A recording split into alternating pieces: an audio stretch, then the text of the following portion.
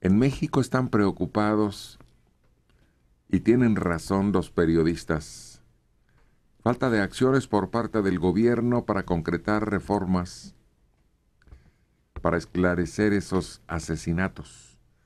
Es lo primero que dice un comité para la protección de periodistas. En Nueva York difundió ayer este grupo el índice de impunidad que permite comparar la gravedad y la impunidad en los crímenes cometidos contra periodistas en todo el mundo. 13 asesinatos sin esclarecer nomás en la última década. México está así ocupando un lugar especial en la lista de impunidad en los países donde hay asesinatos de periodistas. Que aquí simplemente pues no se persiguen, no se investiga, se da por hecho que fueron los narcos y se apunta a la cuenta y se olvida. Sí, se olvida. Pues silencio o muerte en la prensa mexicana. Es un informe que presentan estos hombres y mujeres y urgen al gobierno a profundizar la lucha contra los crímenes que buscan silenciar a la prensa. Pues incluso gran parte de la prensa de algunos estados ya está impedida de informar sobre temas relacionados con el crimen organizado. Todos son eventos de sociedad, inauguraciones, cosas tranquilas y del extranjero. Pues ha resultado ser una de las profesiones nuevas con mayor crecimiento, expansión en universidades y escuelas. Pero resulta que es una profesión que antes no tenía un rango tan alto de inseguridad. No, claro.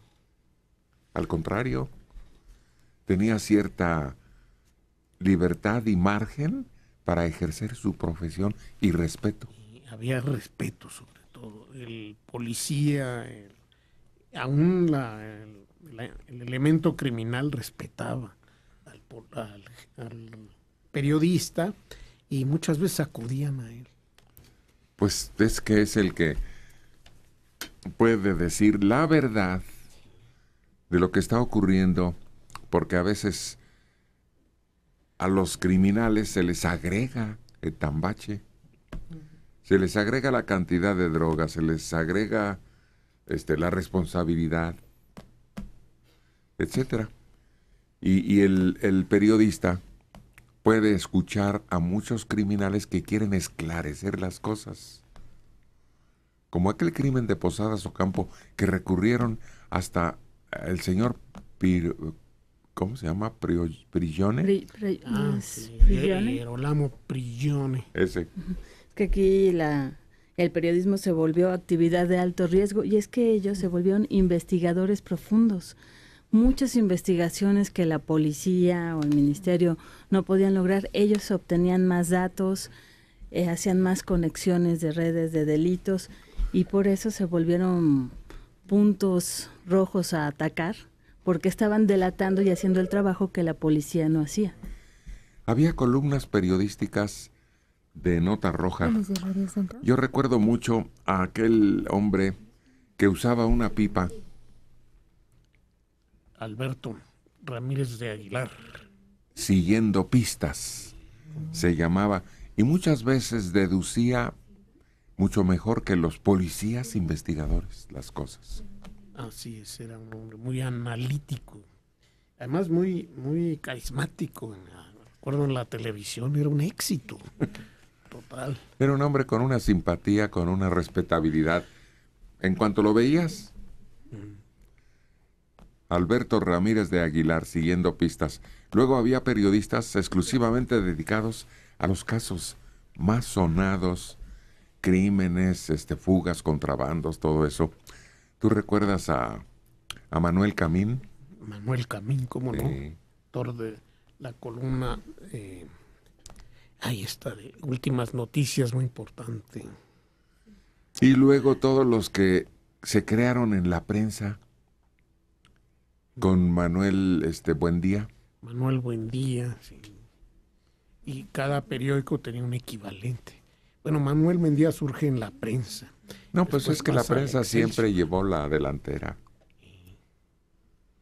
Sí, la prensa, el periódico que dice lo que otros callan. Sí, tuvo su época de oro. Oye, tuvo, como el fotógrafo ese Metinides y algunos otros más, investigadores, periodistas, fotógrafos, que también tenían las impresiones más oportunas de lo que estaba ocurriendo. Decías tú, ¿pero cómo? Pues yo sí sé cómo. Se trepaban a la ambulancia. Estaba un equipo completo cubriendo toda la capital, pendiente de los reportes que se daban antes de que el juez calificador, antes que el Ministerio Público, ya los batallones de policía tenían los datos de lo que estaba. El primer reporte es del policía, o la patrulla, al que llaman.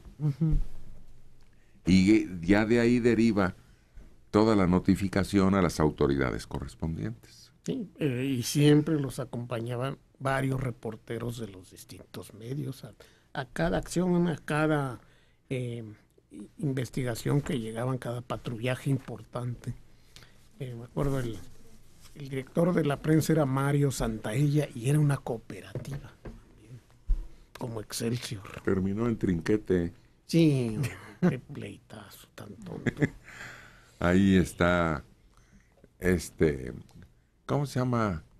Luis Martínez, que estaba con nosotros trabajando en radio. Luis Enrique Martínez. Bueno, pues ahora ya no. Se lanzaba cada periódico con sus reporteros estrellas a averiguar más, entrevistas, fotografías, investigación de expedientes. Y entonces era una cooperación muy importante para combatir el crimen y aclarar algunos casos. Y en Excelsior tenía uno que se llamaba Luis Segura, pero el columnista fundamental en Excelsior pues era Ramírez de Aguilar. Y en Novedades tenía a Ernesto Julio Teisier. Ernesto Julio Teisier, claro, pero era de Novedades. El Novedades, sí. No, Siguiendo Pistas era de Novedades. No, porque recuerda que Ramírez de Aguilar llega a gerente general de Excelsior. Asciende y llega. Pero es mucho después, él empieza en Novedades. Puede ser, sí. Yo recuerdo. Ernesto Julio Teisier, el güero. Telles. El güero Telles. Hombre, será tremendo. Entonces, Se les filtraban. No, y había respeto y consideración por el periodismo. Era una especie de blindaje el que tenía el hombre. Generalmente era hombre. En la Nota Roja no había periodistas mujeres, ¿te acuerdas? Sí. Creo que después cambia Ernesto Julio Teisier, porque él durante mucho tiempo hizo también política. ¿Cómo no? Hacía una columna que se llamaba De Domingo a Domingo, Sí. en Novedades. Sí. Columna policíaca era Ciudad, de todos los días.